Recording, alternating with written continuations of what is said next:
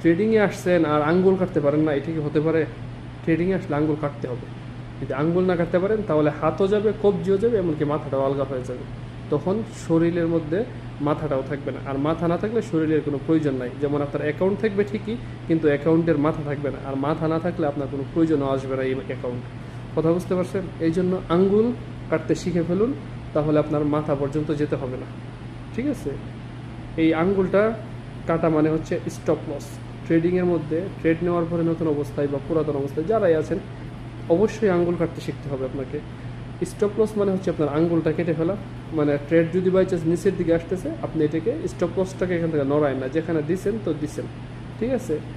ট্রেডে stop loss hit করতেই পারে, এটা স্বাভাবিক। কিন্তু যদি আপনি স্টপ লসকে ট্রেড নিচে যাচ্ছেন আর আপনি স্টপ লস বড় করছেন, তার মানে আপনার যেতে যেতে আপনার গলা পর্যন্ত কেটে যাবে।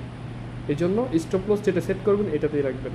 টেক প্রফিট যেটা সেট করবেন এটাতে ধৈর্য ধরে দেখার চেষ্টা করবেন যাতে আপনার টেক প্রফিটটা পড়ে কিনা। ট্রেড প্রয়োজনে সারাদিন একটা মাসে 2টা নেন। যদি সারাদিন একটা নিতে ভয় লাগে তাহলে মাসে 2টা ট্রেড নেন। আমার কথা হচ্ছে এটা।